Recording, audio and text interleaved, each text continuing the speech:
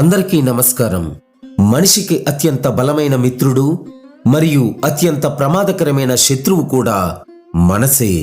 కురుక్షేత్ర రణరంగంలో అర్జునుడు కూడా తన మనసులోని ఆందోళనతో విషాదంతో యుద్ధం చేయలేక చతికిలపడ్డాడు. ఈనాడు మన నిత్య జీవితంలో కూడా ఒత్తిడి, ఆందోళన, భయము, అస్థిరత్వము మనల్ని వేధిస్తున్నాయి. అయితే చంచలమైన ఈ మనసును అదుపులో పెట్టుకోవడం ఎలా? మానసిక ప్రశాంతతను పొందటం ఎలా? వీటికి సాక్షాత్తు ఆ శ్రీకృష్ణ పరమాత్మ భగవద్గీతలో చూపించిన 7 అద్భుతమైన పరిష్కార మార్గాలను ఈరోజు ఈ వీడియోలో మనం తెలుసుకుందాము. మరి ఈ పరిష్కార మార్గాలు మీకు నచ్చినట్లయితే వీడియో చూసిన తర్వాత మర్చిపోకుండా లైక్ చేయండి. అలాగే మన ఛానల్ సాహితీ పరిమళాన్ని ఇప్పుడే సబ్స్క్రైబ్ కూడా చేసుకోండి. మొదటి సమస్య మానసిక కృంగుబాటు. ఇది మనలో చాలా మందిని వేధించే ప్రశ్న. జీవితంలో జరిగే ప్రతి సంఘటనకు నేను మానసికంగా ఎంతో బాధపడతాను. వాళ్ళు నాకు ఉపకారులైనా అపకారులైనా వాళ్ళ గురించి నాకెందుకో విపరీతమైన ఆవేదన. చనిపోయిన వారి గురించి అయ్యో పోయారు అనే బాధ, ఉన్నవాళ్ళు సరిగా లేరే అని బాధ, చుట్టూ ఎంతమంది ఉన్నా ఏదో తెలియని వెలితి, నిరాశ నన్ను తినేస్తున్నాయి. నన్ను ఓదార్చే దిక్కు లేదా? మరి ఈ సమస్యకు పరిష్కారాన్ని భగవద్గీతలో శ్రీకృష్ణుడు 2వ అధ్యాయము 11వ శ్లోకములో చాలా ఘాటుగా, అంతే ధైర్యంగా సమాధానం చెప్పాడు. ఆ శ్లోకం ఏంటంటే, అశోచ్యానన్వశోచస్త్వం ప్రజ్ఞావాదాంశ్చ భాషసే గతాసూన గతాసూంశ్చ నాను శోచంతి పండితాః. అర్జునా, ఇది కేవలం నీ మానసిక దౌర్బల్యం మాత్రమే. జరిగిపోయిన దాని గురించి, జరగబోయే దాని గురించి తెలివైన వాడు ఎప్పుడూ ఏడవడు. గుర్తుంచుకో, నీ కష్టాన్ని చూసి జాలిపడేవాడు దేవుడు కాదు. ఆ కష్టాన్ని ఎదిరించే శక్తిని నీలోనే దాచినవాడు దేవుడు. ఆ బలహీనతను వదిలేసి లేచి నిలబడటమే దీనికి ఏకైక పరిష్కారము. ఇంకా 2వ సమస్య నిలకడలేని నిర్ణయాలు. ఇది కెరీర్లో ఫెయిల్ అవుతున్న ప్రతి ఒక్కరి సమస్య. నేను చేయాలనుకున్న పని విషయంలో ముందు ఒక నిర్ణయం తీసుకున్నాను. మళ్ళా ఆలోచించి అది బాగా లేదు అని నిర్ణయం మార్చుకున్నాను. స్నేహితులంతా మంచి ఫలితం రాదు అన్నారు. ఏమవుతుందో అని లోపల ఆందోళన. ఏం చేయాలి? ఇలా నిర్ణయాలు ఎంతకాలం మారుస్తూ ఉండాలి? ఈ డబుల్ మైండ్ వల్ల మనశ్శాంతి ఉండటం లేదు. దీనికి భగవద్గీతలో 2వ అధ్యాయము 41వ శ్లోకములో శ్రీకృష్ణుడు చెప్పిన సీక్రెట్ ఫార్ములా ఏంటో తెలుసుకుందాము. వ్యవసాయాత్మిక బుద్ధి ఏకేహ కురునందన బహుశాఖాహ్యనంతాశ్చ బుద్ధయో వ్యవసాయినాం. అంటే ఏకాగ్రతతో కూడినటువంటి నిర్ణయం మనం తీసుకోవాలి. నిర్ణయం తీసుకున్న తరువాత ఎవరు సలహా చెప్పినా సరే మళ్ళీ మళ్ళీ మార్చడానికి ప్రయత్నించకూడదు. అలా మారుస్తూ పోతుంటే నీలో ఆత్మవిశ్వాసం సన్నగిల్లుతుంది. అంతేకాదు, ఇక ముందు నీకు ఎవరు సలహా కూడా చెప్పరు. పరిపరి విధాలా ఆలోచిస్తూ చివరకు నువ్వు ఏ పని సాధించలేవు. కాబట్టి స్థిర సంకల్పాన్ని అలవరుచుకుంటే విజయం తప్పకుండా నిన్ను వరిస్తుంది. ఇంకా 3వ సమస్య సోమరితనం. ఇది మనకు తెలియకుండానే మనల్ని నాశనం చేసే సైలెంట్ కిల్లర్ లాంటిది. ఏదో చెయ్యాలని అనుకుంటాము. చాలా దీక్షతో, పట్టుదలతో కృషి చేస్తాము. కానీ అదంతా బూడిదలో పన్నీరు పోసినట్లవగానే వ్యర్థ ప్రయత్నం చేశాము అని విసుగుపడి అన్ని పనులు కూడా మానేస్తాము. సోమరితనం బాగా పెరిగిపోయి శరీరము, జీవితము, కాలము స్తంభించిపోయాయా అనిపిస్తుంది. దీనికి శ్రీకృష్ణుడు భగవద్గీతలోని 3వ అధ్యాయము 8వ శ్లోకములో ఈ విధంగా పరిష్కారాన్ని చూపించాడు. నియతం కురు కర్మత్వం కర్మ జ్యాయోహ్య కర్మణః శరీర యాత్రాపిచతే న ప్రసిద్ధ్యేదకర్మణః. అర్జునా, లోకంలో మనుష్యులు అకర్ములు, సకర్ములు, నిష్కామకర్ములు అని 3 రకాలుగా ఉంటారు. ఇందులో మీరు ప్రస్తుతం మొదటి తెగలో చేరుతారు. తమో గుణం ప్రధానంగా ఉండటం వల్ల అలా అస్త్ర సన్యాసం చేసి సోమరిలా తయారవుతున్నారు. కోరికలతో మంచిదో చెడ్డదో ఏదో ఒక పని చేస్తూ ఉంటే మీరు సకర్ములవుతారు.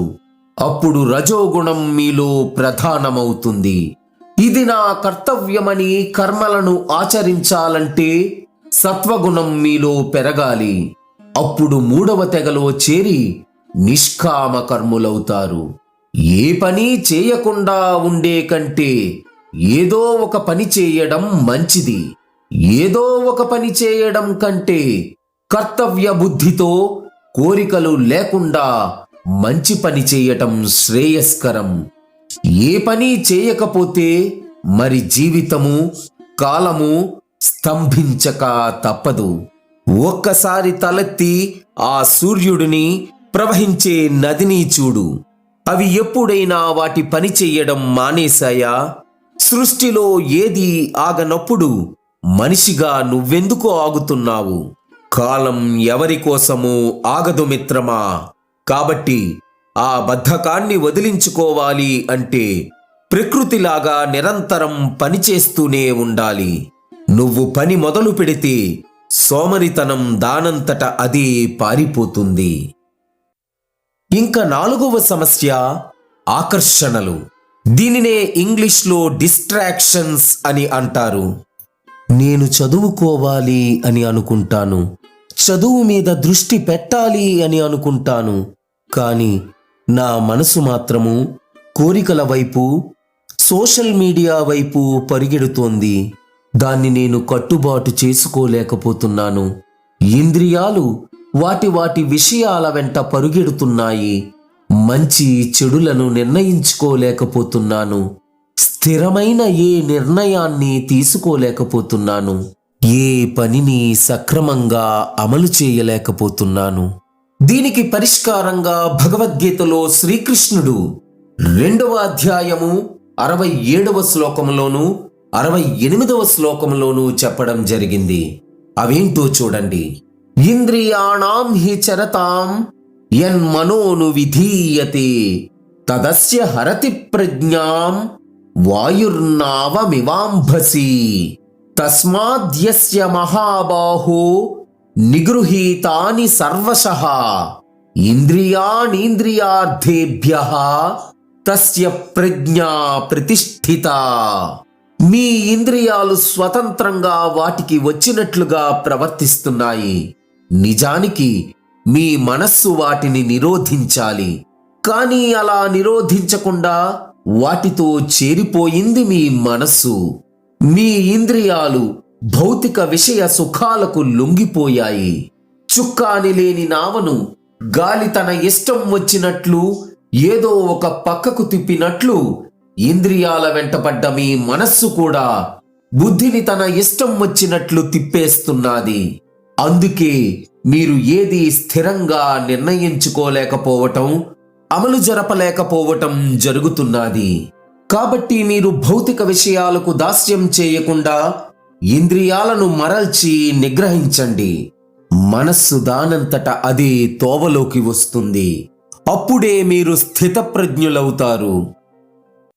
ఇంకా 5వ సమస్య భయము, నిరుత్సాహము. అపజయం అంటే భయం. నేను ఎన్నోసార్లు ప్రయత్నించాను, కానీ ఓడిపోయాను. ఇప్పుడు మళ్ళీ ప్రయత్నించాలంటేనే భయంగా ఉంది. నా వల్ల కాదేమో. ధైర్యం సన్నగిల్లింది. సరిగ్గా ఇలాగే భయపడిన అర్జునుడిని చూసి కృష్ణుడు ఓదార్చలేదు, గట్టిగా మందలించాడు. అది మనకి భగవద్గీతలోని 2వ అధ్యాయము 3వ శ్లోకంలో కనిపిస్తుంది.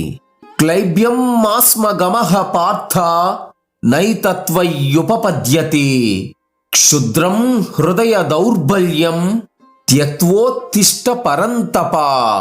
అర్జున, ఒకసారి ఓడిపోతే అది ఓటమి కాదు, అనుభవం. కానీ భయపడి ఆగిపోతే అది పిరికితనం. నీలో అనంతమైన శక్తి ఉంది. గెలుపు ఓటముల భయాన్ని దేవుడిపై వదిలేసి ధైర్యంగా ముందడుగు వెయ్యి. పిరికితనాన్ని వదిలేయడమే గెలుపుకు తొలిమెట్టు అని గుర్తుంచుకో. ఇంకా 6వ సమస్య ఇంద్రియ నిగ్రహము. దీనినే ఇంగ్లీష్లో సెల్ఫ్ కంట్రోల్ అంటారు. ఇది అందరికీ వచ్చేటువంటి సమస్య. ఎవరైనా మంచి మాటలు చెప్పినప్పుడు లేదా ఇటువంటి ఒక మంచి వీడియో చూసినప్పుడు అలాగే ఉండాలి అని నిర్ణయించుకుంటాను. కానీ మళ్ళీ ప్రపంచంలో అన్ని భౌతిక ఆకర్షణలకు నా పంచేంద్రియాలు తీవ్రంగా గురవుతున్నాయి. తట్టుకోలేకపోతున్నాను. నేను ఈ విషవలయంలోంచి ఎలా బయటపడాలి?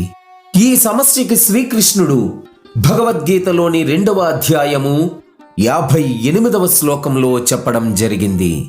యదా సంహరతే చాయం కూర్మోంగానీవ సర్వశః ఇంద్రియాణీంద్రియార్థేభ్యః తస్య ప్రజ్ఞా ప్రతిష్ఠిత. తాబేలుకి ప్రమాదం అని అనిపించగానే అది దాని కాళ్లను, తలను చెప్పలోకి ఎలాగైతే లాగేసుకుంటుందో, నీకు హాని చేసే దృశ్యాలు గాని మాటలు గాని ఎదురైనప్పుడు నువ్వు కూడా వాటికి స్పందించకుండా నీ సెన్సెస్ని అంటే ఇంద్రియాలని లోపలికి లాగేసుకోవాలి. అక్కడ ఉండి పోరాడటం కంటే అక్కడ నుంచి తప్పుకొని నిగ్రహించుకోవడమే తెలివైన పని. అదే నిజమైనటువంటి ఇంద్రియ నిగ్రహం అంటే. ఇంకా 7వ సమస్య దుఃఖం లేని జీవితం. ఇది చాలా ఎక్కువ మందిని వేధించేటువంటి సమస్య. నా మనస్సే నాకొక సమస్య అయి కూర్చుంది. కొంచెం బాధ కలిగిందంటే చాలు తలకిందులైపోతాను. కొంచెం కూడా తట్టుకోలేను. అయ్యో, ఆ సుఖం నాకు లేదే, ఈ సుఖం నాకు లేదే అని ఒకటి ఆరాటం. ఎంతో కష్టపడి వస్తువులను సంపాదించాను, అవి ఎక్కడ పోతాయో అనే భయం. ఎవరైనా అవి కావాలంటే వాళ్లపై క్రోధం. కొంచెం మంచి కలిగితే దాన్ని గొప్పగా చెప్పుకుంటాను. అదే కొంచెం చెడు కలిగితే మాత్రము ఈ లోకాన్ని, మనుష్యులని ద్వేషిస్తాను. ఈ సమస్యకి పరిష్కారంగా భగవద్గీతలో శ్రీకృష్ణుడు 2వ అధ్యాయము 56, 57వ శ్లోకాలలో చెప్పడం జరిగింది. దుఃఖేష్వనుద్విగ్నమనాః సుఖేషు విగత స్పృహః వీతరాగ భయక్రోధః స్థితధీర్మునిరుచ్యతే యస్ సర్వత్రానభిస్నేహః తత్తత్ ప్రాప్య శుభాశుభం నాభినందతి నద్వేష్టి తస్య ప్రజ్ఞా ప్రతిష్ఠిత. మన మనస్సు మనం చెప్పినట్లు వింటే ఇంక లోకంలో జయించలేనిది అంటూ ఏదీ లేదు. అది అభ్యాసంతో రావాలి కానీ ఒక పట్టున సమకూరేది కాదు.